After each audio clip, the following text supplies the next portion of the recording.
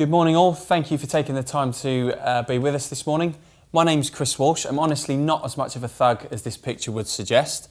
I'm the Commercial Head of Technology and Telecoms at Time Inc. And this basically means I spend my days talking to technology brands around their plans and strategy for the year ahead, as well as bringing new products to market. And this puts me at the coalface to see firsthand the challenges that brands face on a day-to-day basis. Now, as part of the session this morning, we have done a piece of research which dives into the general understanding of smart technology and the connected home. In order to gain this insight, we have used our Origin Lounge, which is national representation of female UK population. And we've also used, from a male point of view, our subscriber database. And this has given us some really interesting insights into people's understanding of smart technology, their adoption rate, and ultimately purchase patterns. Now, before I start, I just wanted to have a look at one of the questions pulled out from the research, because I think it does a good job of highlighting the current understanding of smart technology in the connected home, but also highlights the challenge that we face as marketers. So, the question was, which of the following smart products do you think currently exist? Now, the options we gave our audience were a smart fork to measure people's eating habits, a smart piggy bank so you can keep track of your pennies and any unlawful withdrawals from family members, a smart toilet, a smart toothbrush which will give you a close-up of your teeth and allow you to monitor brushing habits, a robot that is a vacuum cleaner, smart floss because who doesn't want to put technology in their teeth, a smart egg tray so you can always know how many eggs you have and how fresh they are, a computer games console for dogs, a smart plant, and finally a smart mirror which allows you to look at different styles of makeup in your reflection. So what do we think are real and what do we think belong in a Star Wars movie? Well, let's have a look at what our respondents thought. So pretty much disbelief across the board. Most people tending to think that robotic vacuum cleaners are real. That kind of makes sense because they've been around for a number of years now. But in general, pretty much disbelief across the board. But you might be surprised to know that in fact all of these products are real. However, when they're presented to the general UK population, they immediately doubt their very existence. And like I said, I think this highlights the challenge that we face as marketers. History dictates that we market products to show how they can improve our lives. So the introduction of a washing machine, for example, or can enrich our lives through buying a new TV or entertainment product. And actually, to a certain degree, this still plays a big part of what we need to do. You know, common wisdom dictates that we engage with people emotionally to show how technology can improve and enrich your lives. But actually, with smart technology and the connected home, we're asking something very different of our audience. We're actually asking them to change the way they interact with technology, change their habits, how they use it, ultimately change their lives. Some examples of this, smart thermostats. You know, you can now change the temperature up and down in your home, turn your hot water on and off. You can do this from the other side of the world if you really wanted to. If you've gone on holiday and left your hot water on, not a problem. You can now turn it off. We're being asked to engage with technology through other pieces of technology. Our home appliances now want us to turn them on and interact with them through our mobile phones. Smart technology wants to become the family hub of our homes. You can now carry on watching your TV from your fridge door. You can listen to music. You can even log on to your phone and look inside your fridge from the supermarket to see how fresh your fruit and veg are. Do I need to buy any milk? And then also audio and entertainment products completely changed over the last few years. How we use them, how we listen to music and watch films has completely changed. And I think this highlights why it's so difficult for people to stay up to date and to understand what these products are and how they work. Our research shows that people are really struggling to keep up and have the knowledge of what these products do. So I wanted to take this point to look at who is it we need to be talking to about this stuff, how and where do we find these people, and actually once we've found them, what is it that we want to be saying to them? So at this point, people of your calibre, I'm sure you're very well aware of the law of diffusion of innovation, and I think it's worth spending a moment revisiting this because I think it's as relevant, if not more relevant now than it ever has been, especially with regards to smart technology and the connected home. Now, what this shows is the general adoption rate of a new technology coming onto the market, and it tends to follow this pattern. The first 2.5% of the population are your innovators. The next 13.5% are your early adopters. You then have your mass market or mass majority split straight down the middle, 34% each, between early majority and late majority. And then finally, last 16% are your laggards. And these are basically people like my nan who aren't quite ready to update her original Nokia 3310. She thinks smartphones are a fad. Now, as marketers, our goal is to drive mass market success or mass market adoption for a new product. But in order to do this, we need to cross this key point here. And this is not as easy as it sounds. This is where the majority of products coming onto the market fail. And that is because these people here, this mass market will not try anything until these guys have tried it first. And that's fine because these people are happy to do that. You know, they're willing to try things first. They're willing to spend the money on new products. These are the guys that you see queuing up outside the shop for hours to have the latest smartphone, or spending thousands of pounds on the latest TV innovation or virtual reality. And so it falls on these guys to kind of lead and give the sort of wider market the thumbs up of whether now is the right time to buy.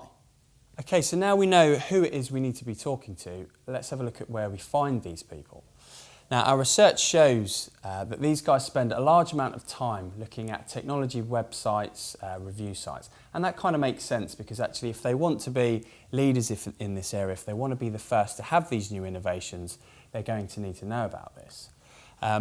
So what I wanted to do now was spend some time looking at some of our technology sites and review sites in order to show how we work with brands in order to seed out these key messages. And I think the key thing to bear in mind here is that, yes, we're speaking to this early adopter audience and keeping them up to date, but also Evan and his team who write across the site will also act as early adopters or influencers, speaking to their wider friends and family, if you like, about these products, if they're any good, and whether or not people should go out and buy them. So the first example I have is for Dyson. Now, if you've ever been onto the Trusted Review site looking at vacuum cleaners, you will know that Dyson own this whole area of the website. And what this means is that anyone coming on looking at or reading about vacuum cleaner content will immediately have Dyson front of mind. Another element of this campaign is everything's contextually relevant. So for example, we've got a review of a robotic vacuum cleaner here with a relevant creative message circled around it. And this works really well because it's the right message at the right place and at the right time. You know, who's going to be reading a review about a vacuum cleaner unless someone is actually in market looking to buy for one? Now, the next example I have is for Huawei. Now, Huawei are really pushing the boat with what's possible from a smartphone. As an example, they have a partnership with Leica, who are a photography camera manufacturer, and this means that all of their flagship devices now have kind of market-leading lenses and photography software. So the pictures and video you can take on these things is absolutely amazing. But it's innovations and developments like this which mean that Huawei need to keep people updated and need to educate them on what their products actually are and everything that they can do. So we work with Huawei in order to create content on the key features and the key messages that they want to put out. And Evan and his team of experts here will demystify this content and make it easy, understandable and digestible for the wider population to actually understand and work out, is this right for me and do I need this in my life?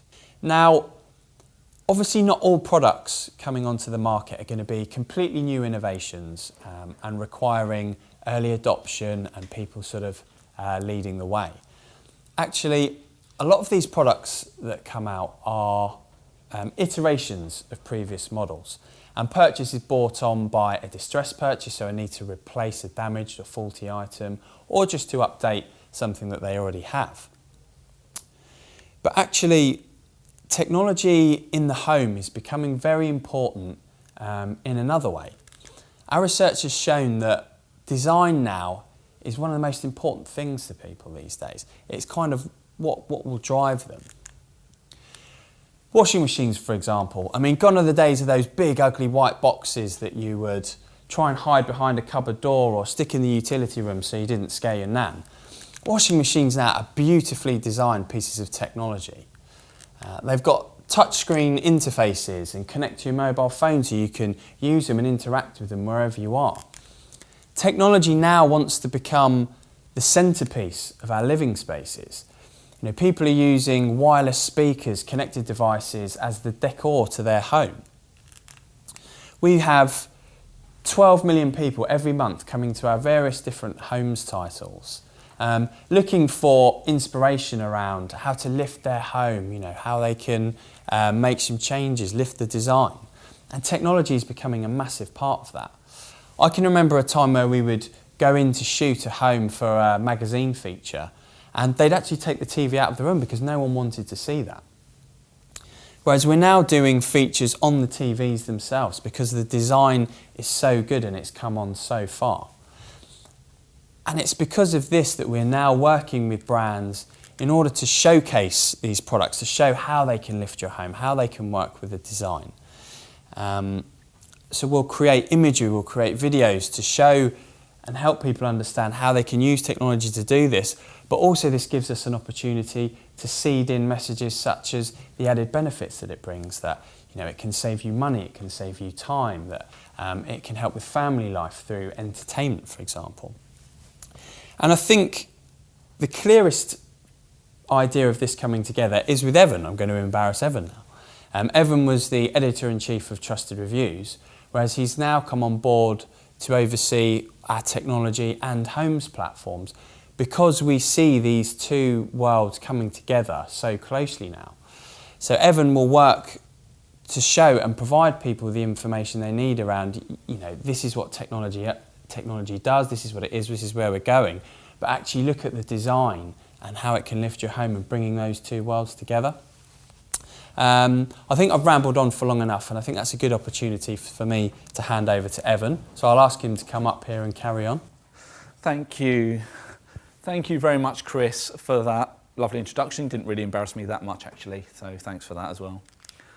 So, as Chris mentioned, I am Evan Kyprios. I am the content director for Technology in Homes. And what that means is that I run the two biggest online publications for tech, which is Trust Reviews, and for homes, which is idealhome.co.uk.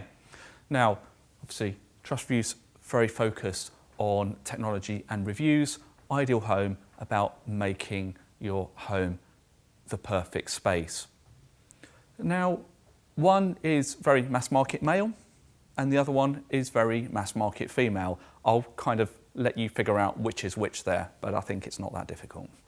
We've done this great piece of research, and it's kind of reinforced in me the ideas that I kind of knew from speaking to a lot of people, seeing how people interact with our content, and what it shows is that people really haven't totally grasped the concept of the connected home and the smart home. However, I wanted to see whether their behaviour is slightly different online. And I did that by looking at their search and how they search on Google. So let's have a look first at smart thermostats. Now, from 2011, there's been a gradual growth, and this is one of the areas of smart home that has taken off in the UK, certainly. But as we can see, at the end of last year, the search more than doubled. So the peak time, the 100%, the time when most people were searching for smart thermostats was in November, December last year. Similar kind of story for smart lighting. Gradual kind of increase until the end of last year, where it massively peaked. And smart home, as a general concept, people are actually searching for this. They're actually interested in it as a concept. And again, really, really big spike at the end of last year. Gradual growth, big spike. However, when we actually look at the numbers, the actual numbers of people searching for smart thermostat, it's around 10,000 at its peak a month. For smart lighting, around about 5,000 at its peak, and for smart home, around about 12,000 in December last year. So yes, it's growing, yes, there's more interest, but we certainly haven't crossed this chasm over here. We're certainly still very much in this innovator, early adopter area. We're kind of moving in the right direction, but we haven't jumped into the mass. But some things have. And if we take products in isolation, if we take brands and what they've done, then actually it tells a very, very different story. So let's compare the Nest smart thermostat to just search for smart thermostat. Actually, there were 74,000 searches in November last year for Nest smart thermostat, as opposed to just 10,000 for smart thermostat on its own. Now, what does that tell us? It tells us that actually the people are very aware of the product, not necessarily of the category, but they understand the individual products. And this is before we even include things like Hive in there, Tado, Honeywell, and all of the other smart thermostat manufacturers and brands out there, that there is a lot of interest around. It's even more pronounced when we look at smart lighting. I mean, Philips Hue have absolutely dominated this sector for a number of years. But again, huge spike at the end of last year. In fact, it more than doubled towards the end of last year to 90,000 searches in the UK alone in December of 2016. That's compared to just 5,000 for smart lighting as a concept. And of course, the big highlight of last year for the connected home, for the smart home, was the Amazon Echo. I mean, this was a breakaway success. And as you can see, huge spike. Even though it's been out for 2 years, I mean, predominantly in the US, at the end of last year, there was actually 550,000 searches a month in November and in December for Amazon Echo. Now, if we compare that a little bit to how many people were searching for Star Wars, there was a new Star Wars movie coming out in December last year, there was actually twice as many searching for Amazon Echo than there was for Star Wars. Now, if that's not mass market, if that's not over here, I don't know what is. So let's dig a little bit deeper into the Amazon Echo and why it was such a success. So until the end of last year, until November last year, about 5.1 million had been sold worldwide, mostly in the US. Amazon have told us that. They haven't told us how many they've sold since, but we know that there's been a huge sales. Why? Well, firstly, it's quite a simple concept, right? People are used to talking to their phones. Siri's been around for a while. You know, Siri, what's the weather like tomorrow? Siri, remind me to buy some milk. Siri, wake me up at 7 o'clock. That's quite a simple concept now. Everyone uses it, everyone understands it. But I think, importantly, unlike what Apple did with Siri, which was overpromise, you know, when they first showed this to people, when they showed this technology, it was basically your personal assistant that will do everything apart from make you a cup of coffee. It wasn't quite like that in reality, and actually the limitations soon became apparent. However, what Amazon did was their marketing was very simple. It's like, okay, Alexa, play me my Saturday playlist. Or Alexa, what's the weather like tomorrow for little Johnny's party? So really simple concepts like this. However, once people actually bought the product, they realised they could do a whole lot more. And over the past 2 years, the Echo has evolved. So now it interacts with a lot of smart home products as well. So they realised that actually I can control my Philips Hue lighting with the Echo as well, which is very, very clever. And finally, and this is a biggie, it wasn't very expensive. You know, the Echo is £150. The Echo Dot, which is the little version that can attach to normal dumb speakers, let's call them, is just £50. But during Black Friday last year, they were being sold for £100 and £35 respectively. Now, that's not a lot of risk. That makes a great present, and there's a good reason why so many shifted. In fact, Amazon have told us that the Amazon Echo Dot and the Amazon Echo were two of the most sold products. In fact, the Amazon Echo Dot was the most sold product in November and December last year. Now, I don't mean most sold Amazon products. I mean, of all of the things that Amazon sells, these were in the top 4, and the Echo Dot was the first one. So they've shifted a lot. What does this tell us? Well, this tells us that consumers understand what a wireless speaker system connected to your phone can provide. They understand what a smart thermostat can do and how that benefits them. And they understand how smart lighting can improve the ambience of their home. What they don't really get is the power of all of these products working together. But what is a truly connected home? Well, it's not this. It's not, you know, automatically making you toast in the morning and feeding the dog. It's actually a lot more than that. Let's imagine that your smoke alarm goes off, and that automatically triggers your oven, toaster and microwave to turn off from the plug. It also turns on all the lights to full brightness in your home, blares out an alarm from every connected speaker, and unlocks your front door and dials the fire brigade. I mean, you know, that's a really powerful message. Probably not one as marketeers that we want to really lead with for the smart home, but it just goes to show you the power of the connected home. And there's a lot more use cases that we should be talking about. You know, the son comes home from school after football practice, whatever it is, forgotten his keys, no one's at home. You know, with a tap of your phone, you'll be able to open the door for him regardless of where you are. Or your baby wakes up, you don't need to have your baby monitor constantly on next to you. Actually, a little pop-up comes on your TV and shows you your baby waking up. There's a lot of interesting use cases we can be putting forward for this. It's not necessarily just about saving time and saving money. There's lots of things that change people's lives for the better when we understand a truly connected home. There are a few things that are holding us back, or potentially will hold us back if we're not careful.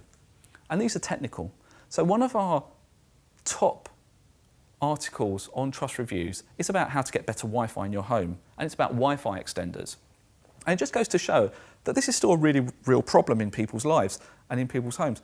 If you haven't got very good internet, a connected home is just going to be more trouble than it's worth. Products have to work together. Now, if I buy a smart light bulb and it doesn't work with my smart speaker system, then that's going to be annoying for me. I'm not going to know that. I'm not going to really want to investigate that. So everything has to be able to talk to each other.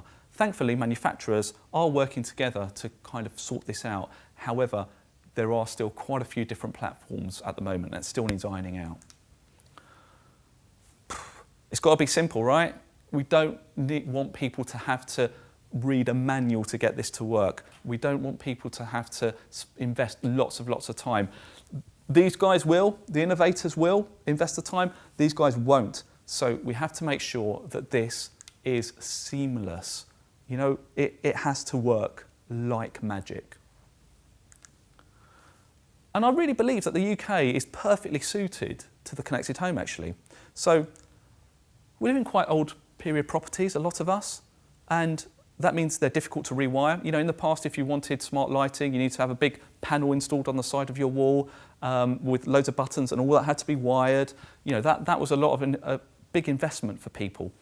But actually, everything is connected over Bluetooth or Wi-Fi now. So even if you want to have a very modern home or very modern technology in your home, but you've got a period property that you would like to look classical, then a lot of these things can be hidden, and you don't even need to have touch controls because you control most of them from a smartphone. We are a nation of DIYers. You know, we love tinkering, we love adding things, we love improving our homes, and as long as it's simple, we'll be willing to install smart home products. Finally, the connected home isn't just about keeping up with the Joneses. We spend most of our time in the home, outside of work. That's where we entertain our friends, that's where we spend all our time with our families. So having products that improve our living standards there is really important. It's a really strong message.